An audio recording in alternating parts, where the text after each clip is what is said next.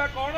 N Mohan को पानिया कहूची कौन जवाब दियो खाली खाइले छेना पड़ चलिबो नहीं मुख्यमंत्री आपण को पानिया चलिले आबे बचू केमिति जवाब दियो घरे पांडिया को डरे मोटे होनी छानिया सर आज गांधीहाट रे काहे आज बसचंती आ कौन करू आज्ञा 15 मास हो गला आमको 2 मास थैथान करेंगे कही बड़दाण्ड उठे देले श्रीमंदिर परिक्रमा प्रकल्प करेंगे बोली 2 मास जा 15 मास हो गला देखा ना कि दर्शन ना जमती खोर्धार अपराजिता षड़ी समस्त बसैले भुवनेश्वर नेता मैंने उठा दुकानी भाई मानक बसैले जाजपुर नेता पुराणा हाट में बसैले पुरी रे कौन बसा जाऊ ना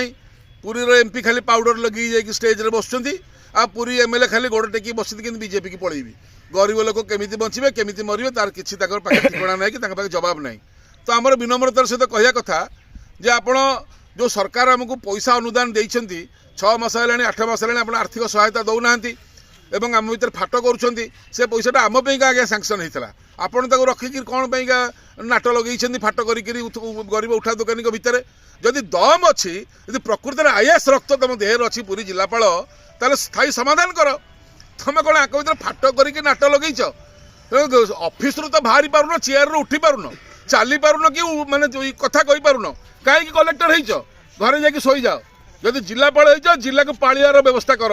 गरीब मैंने केमती बचे खाली अपार चमचागिरी से नेतार चमचागिरी करके कलेक्टर रही पांड्या पठेला तो तेणुक एने केमती रही अपार चमचागिरी कर कौन ना मो अपार भाई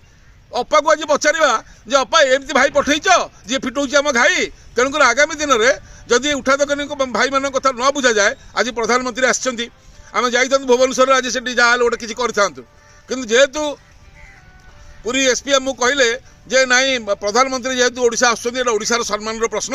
एटा राज्य सरकार आपंकर समाधान करेंगे तेणुक प्रधानमंत्री आपण मैंने विरोध करने जातु ना आम एसपी साहब कथा मानिक आज गांधी पाखे उपवास रोचु निर्जल उपवास जो पर्यंत प्रधानमंत्री ओडिशा अच्छा आम खाइबुनि पीबुनि एवं प्रधानमंत्री मोहन भाई को कहतु पानिया चलिया बंद कर लोकंर पेट बाटणा कथा बुझ तुम कौन खाली दिन राति बस छेना पोड़ खाई पानिया चलाउच आगामी दिन में बाड़ा बोली गोटे न पानिया भी साई साई चल न तो आम विनम्र अनुरोध तुरंत ये कथा बुझा जाऊ ये कथा को डेरी 5 मिनिट लगे समाधान करने आमको डाकी नौ से आमको व्यवहार खराब कर आईन मंत्री घर गलु सी कहले मोर 14 पुरुष उघाड़ुच आम कहलु तुम बापा ना तो विश्वभूषण हरिचंदन 14 पुरुष आम जाणीनु अरे एड़िकी मिछुआ आईन मंत्री प्रथम कहले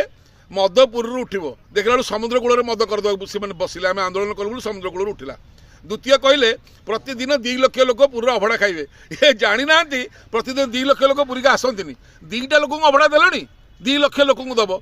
तापर कहले जे पुरी रे 80,000 परिवार कर एवं सारा राज्य जगन्नाथ संपत्तिर समीकरण हम और तार समाधान हम तापर लुचि गले एवं एमती केते मिछ सी कहले एवं आमको कहते दिल्ली हाट भाया आमको उठा दुकानी मैंने नहीं बसैबे एक कथा पचारा कौन कहते मो इच्छा है मुझे दिल्ली हाट कहि काली मद्रास हाट कहि परदिन हैदराबाद हाट कहि तो तुम मत किसी जबरदस्ती कर कि मुझे करने को बाध्य नुह अरे बापा